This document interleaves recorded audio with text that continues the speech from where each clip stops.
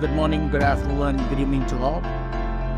Welcome to Excel UCC's 3.0 ISL Academy YouTube channel. And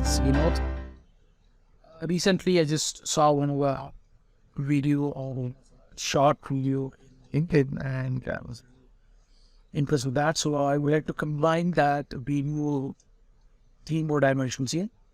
So how do you use or how do you combine the data in Excel using the oldest way possible, and how to use a Power Query to do so, and using Office 365, how to use VSTACK formula combine them. Again, do it wisely, because in Office 365, when you're adding this data, this is a dynamic array function, so we have to use it properly here. So let's see how we're going to use this data better now.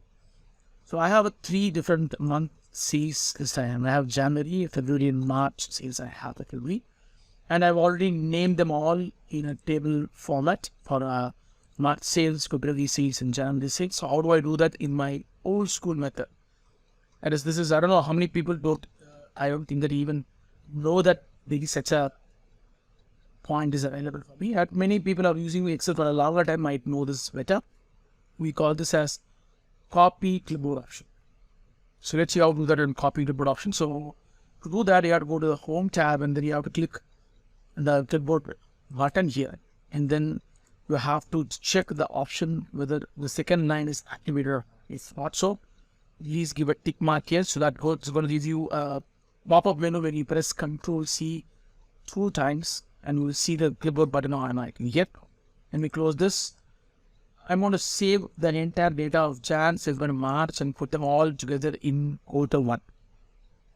Again, I'm going to do a small change here, because when I select the first data set, I'm going to select the whole data, give Control CC once. Then I'll go to the February sales, and then I'll retake the data here, not the header here. Control CC again. And then I'll go back to the March. Again, I'll take the data alone in this list. Control CC again. And then I'll go to the quarter sales, and then place the cursor where I want my answer to come as an output, and paste all of them. By that way, it's going to give you the full list. Remember, when you're working on a copy clipboard option, once you get your answers for all the data set, immediately clear your clipboard option, because this will be temporarily available in your data forever.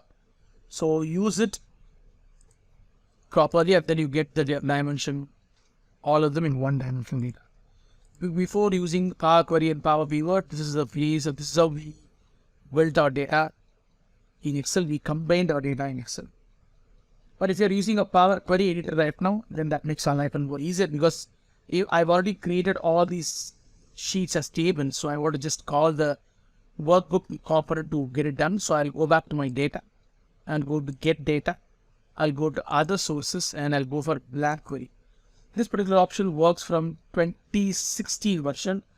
Again, I don't know whether the 2016 version will give you a drop down like this. So when I type this data here, you can see that I'm getting a drop down here automatically called excel.current workbook.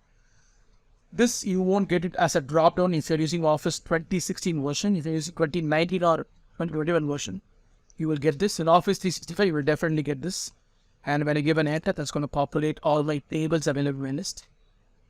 And once I get it, if I don't want the name of the table to come into play, then I can remove that column alone, expand this data, remove the original column as prefix, and then load all the data into the list and give an OK. Once you see all the data is in here, just select the whole data, because I want to change the data to the respective data type here. So I'm going to select first column, and then select all the column, like as in the shift and click the last column. Go to transform tab, and then detect the data type here. That's going to detect the data type automatically for you. And if you don't want this to be a data type, then you can convert that into a date, add as a new step. And then I don't want these two components to be coming as numbers. Instead, I'm going to convert that into a currency, and then I'll convert that into currency logos. Once I do that, I'll go back to home. I'll go to close and row T. And then I'll select the existing sheet and place the cursor in here and leave an OK. That's going to populate all my data in a tabular format here. This is the way we can do it in a Power Query. If you're using a VSTACK formula, that's going to make our life easier for us. So how do I do that? So I need to copy the headers along here. I'm going to just say equals VSTACK function. Then I can recall the name. I know each and every name here. So Jan sales, Feb sales, March sales.